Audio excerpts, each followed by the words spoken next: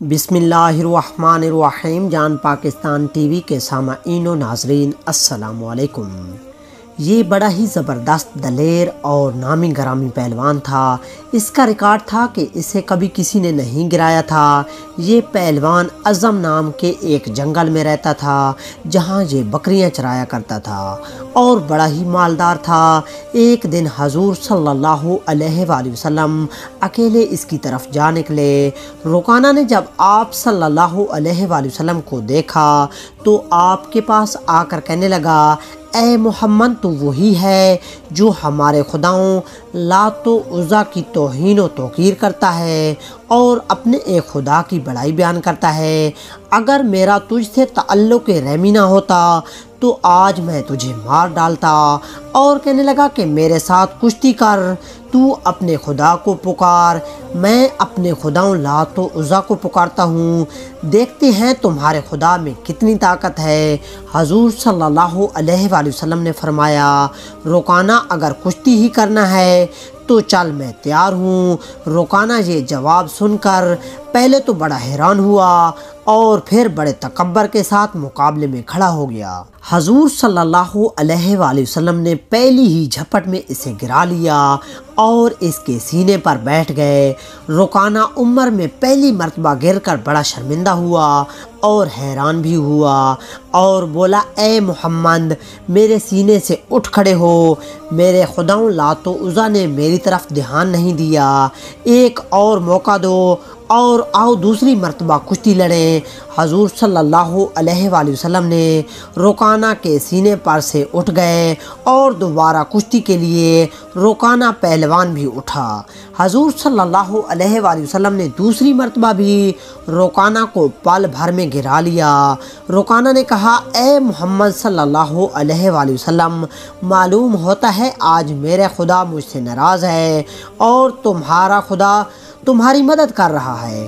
خیر، ایک مرتبہ اور آؤ، اس مرتبہ میرے خدا لات و عزیٰ میری مدد ضرور کریں گے.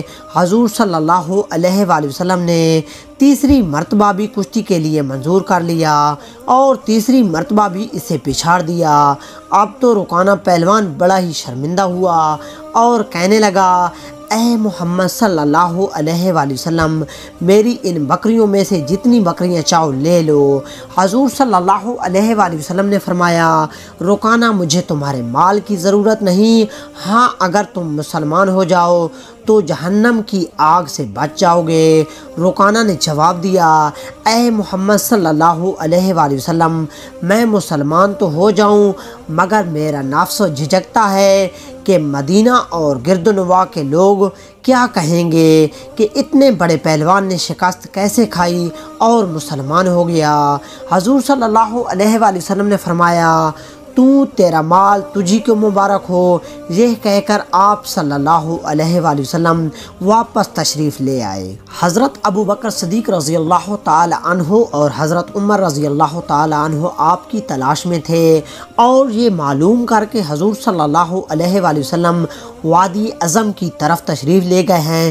بہت فکر مند تھے کہ اس طرف رکانہ پہلوان رہتا ہے، کہیں حضور صلی اللہ علیہ وآلہ وسلم کو ایذا نہ دے دے.